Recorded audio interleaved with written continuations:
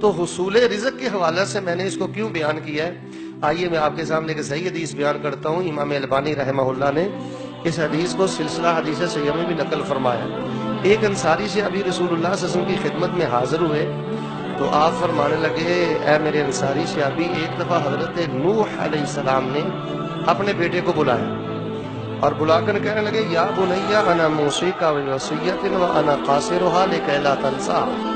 بیٹے آج میں نے تجھے چند وصیتیں کرنی ہیں اور بڑی مختصر اور جامع وصیتیں کروں گا تاکہ تو بھول نہ جائے۔ آمرک باثنتین وانہاک عن اثنتین،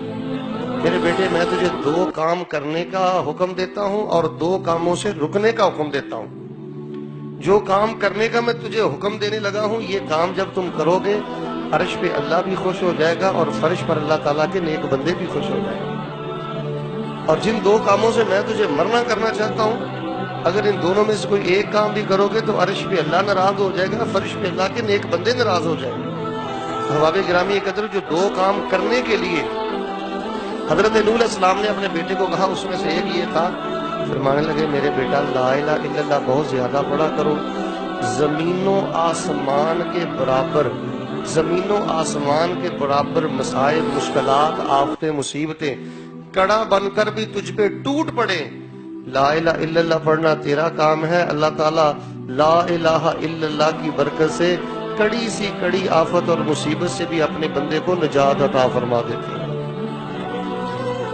لا الہ الا اللہ کی اہمیت سیدنا نوح نے بیان کی، یہی ہماری مسجد کی دعوت ہے، یہی ہم آپ کو بات کہتے ہیں۔ میرے بھائیوں،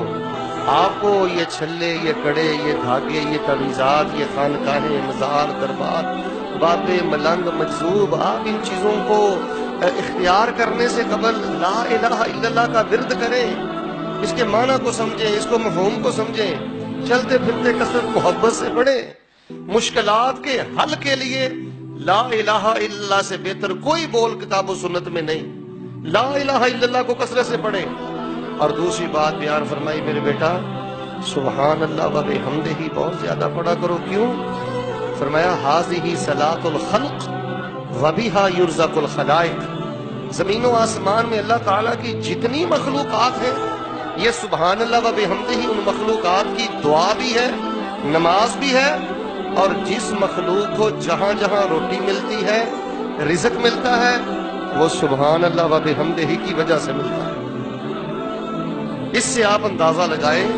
کہ حصول رزق کے لیے سبحان اللہ و بحمدہ کی کتنی قدر و قیمت ہے کہ حضرت نوح، دیکھیں ایک کالج کا پرنسپل اگر اپنے بیٹے کو وصیت کرے نا تو کتنی کام کی باتیں بتائے گا۔ ایک اسکول کا ہیڈ ماسٹر جس نے 40-50 سال پڑھایا ہو، وہ اپنے بچوں کو وصیت کرے تو کتنی پیاری باتیں بتلاتا ہے۔ تو جنہوں نے 950 سال اللہ تعالیٰ کی توحید کی دعوت دی ہے، اللہ تعالیٰ کی توحید کی تبلیغ کی ہے، فرمانے لگے رزق کے حصول کے لیے سبحان اللہ و بحمدہ کثرت سے پڑھو۔ تو احباب گرامی قدر، کوئی پیمنٹ کا معاملہ ہے، کوئی قرض کا معاملہ ہے، کوئی لینے دینے کے معاملات ہیں، کاروباری مشاغل ہیں، آپ کم از کم صبح کی نماز کے بعد 100 دفعہ سبحان اللہ و بحمدہ، اور ابھی یہ جو آپ نے عصر کی نماز پڑھی ہے، عصر کی نماز کے بعد 100 دفعہ سبحان اللہ و بحمدہ بلا ناغہ پڑھا کریں۔ اللہ تبارک و تعالیٰ آئی ہوئی آفتیں ٹالتے ہیں، رزق کے دروازے کھولتے ہوئے اللہ تبارک و تعالیٰ اپنے بندے کو بغیر حساب کے اپنی جنت کا مہمان بنا